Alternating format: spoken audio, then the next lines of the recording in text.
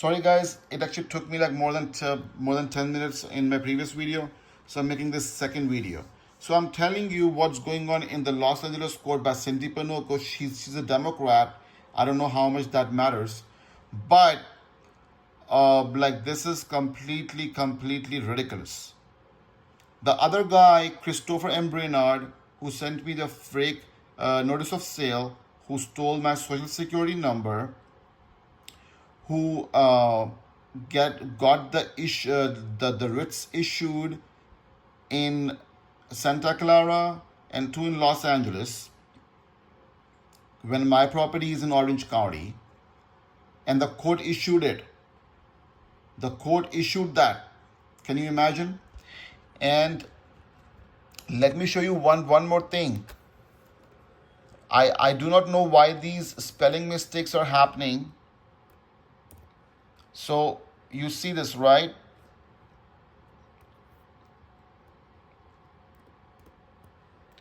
You see this, that it says Kristen Leherov over here.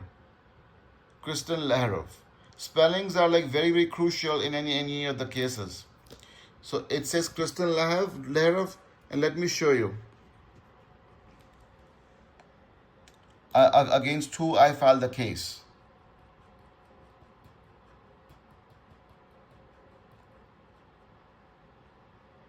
What it says over here. Kristen Leahy. Kristen Leahy.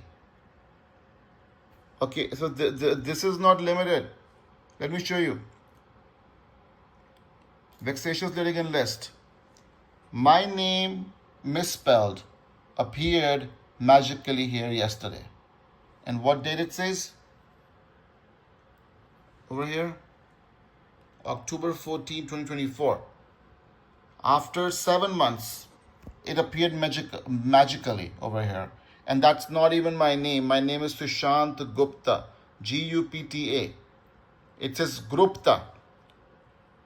Okay, and then I'm checking it every day, and I have a screenshot of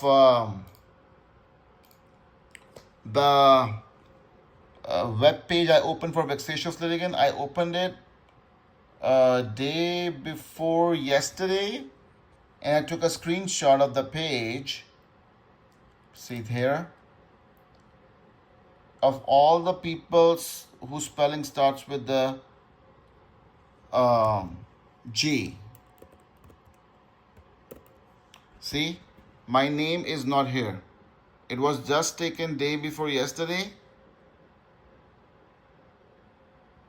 It has a Gupta over here, but that's Vinay Gupta. And that's the case of, I think, 2007. So 2005, I believe. 2005 or 2007, something like that. So that's Vinay Gupta. Okay. So whatever I'm saying, whatever I'm doing, she's using it against me. And like more recently, I haven't put this in the video in my exhibits over here, but you can see like more recently, she continued the hearing on May 12th, the April 24th hearing, which I had to vacate the sanctions. She again denied my motion to vacate the sanctions on this May 12th.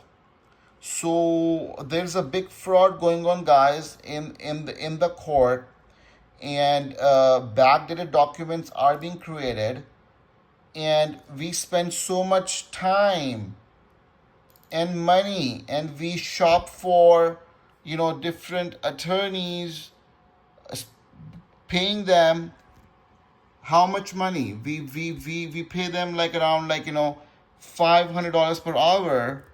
And what is going on, guys? What is going on?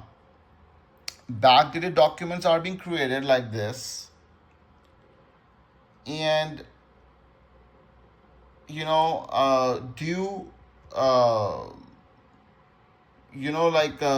a due process which is being denied.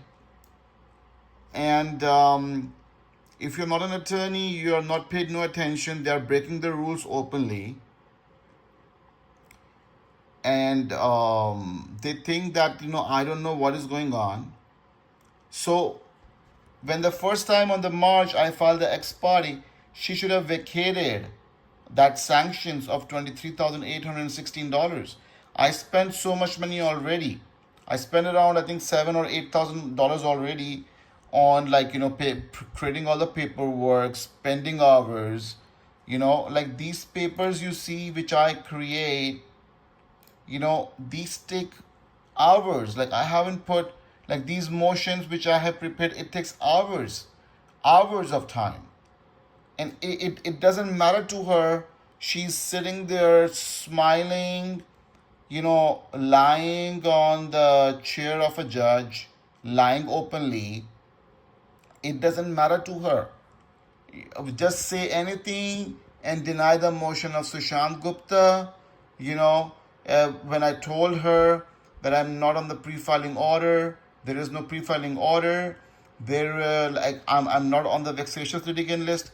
She backdated her order and then changed the spelling of my name and then sent it to the Judicial Council list. Like, that's what the judges are for. And she just became a judge in the month of July last year. She's backdating orders and she is sending misspelled. Like you can see my spelling is not correct over here. Gupta is not the last name. So what is the whole, because tomorrow, just to avoid the liability, because tomorrow if someone asks that why did you send the name of Sushant Gupta when he was not served a pre-filing order, because you are supposed to serve a pre-filing order mailed on October 14th, but this was not created before March, because that's the time I gave this address to the court. Before that, this address, the court did not have this address before that. So if this was not there on October 14th and on December 5th, how did she ruled on sanctions? That clearly shows she did not read the case. She's too lazy not to read the case. Okay, just she believed on the testimony of the attorney, and she ruled on the sanctions for $23,816 as if it is a chump change. And you guys need to do check and balances, guys. You guys need to raise your voice, because these judges would keep on, like, manipulating you. The judges are not the ultimate authority, because you see what is going on. When there was no pre-filing order, how come she ruled on the sanctions? When the sanctions motion, first of all, it was not served to me. The actually court website states, let me show you. Okay. So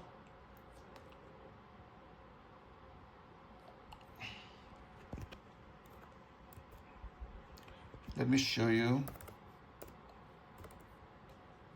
So see, I dismissed the case on October 1st. You see, request for dismissal here. Okay. And when is the sanction motion served?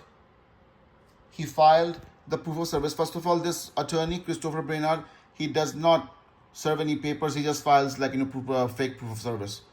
Proof of service.